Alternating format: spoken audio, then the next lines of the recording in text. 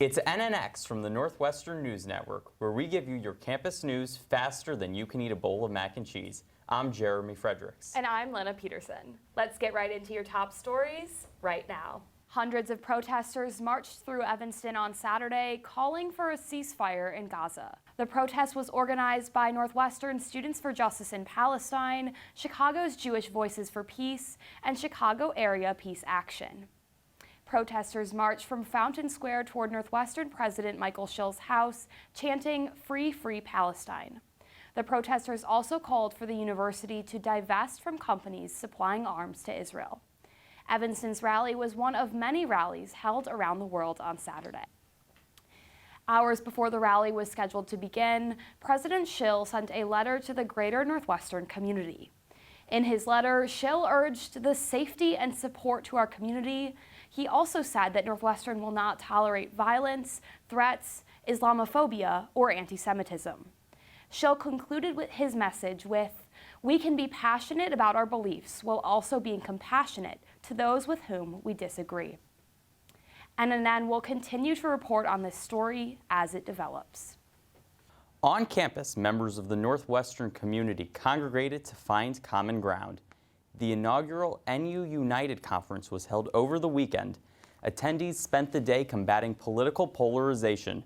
Students listened to opinions from both sides of the political spectrum. The conference was organized by Northwestern's chapter of Bridge USA, an organization with over 50 national chapters dedicated to creating spaces across campuses for open discussion about political issues. At Saturday's conference, students participated in panels, discussions, and small group workshops focused on finding common ground. The conference aimed to display that despite different political views, there are plenty of issues that can be agreed upon.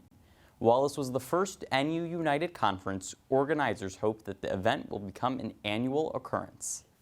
Take me out to the football game? Northwestern traveled to the friendly Confines to take on the Iowa Hawkeyes in the Wrigley Classic. The Cats and Hawkeyes battled it out in a defensive slugfest, but when the clock struck 0, Iowa prevailed 10-7 thanks to a game-winning field goal. Unlike normal tickets to Ryan Field, students had to pay $50 for admission to the game. Although in the right field bleachers, there was plenty of purple pride from Cats fans. NNN's Alexia Cadota-Browner was at the game and now joins us in the studio. Alexia, thanks for joining us. How would you describe the atmosphere in and around Wrigley on Saturday? Yeah, Lena, so Wrigley Field, Wrigleyville, the whole space, totally electric. Tons of fans, people in the bars, the restaurants, on the street, inside the stadium. Not only Northwestern fans, but also tons of Iowa fans were there as well.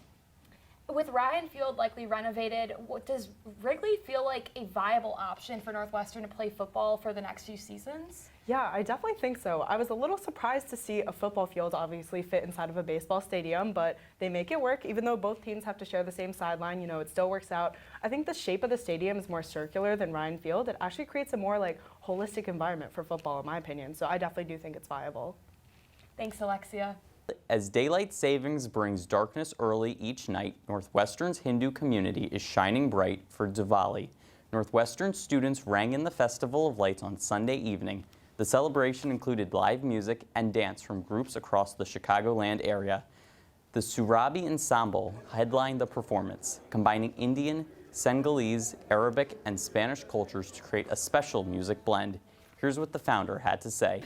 We have it all here in our ensemble. We got different genres of music, we got different genres of dance, so we can present it contextually relevant for Diwali. Northwestern will be hosting Diwali events throughout the week, leading up to the holiday on Sunday, November 12th. Did you go to the game, Lena? I actually didn't. I couldn't necessarily accept the $50 price point, but did you go? I did. It was a really cool opportunity, and I liked, Wrigley Field is not meant for football, but they did a good job of converting the field. That's great.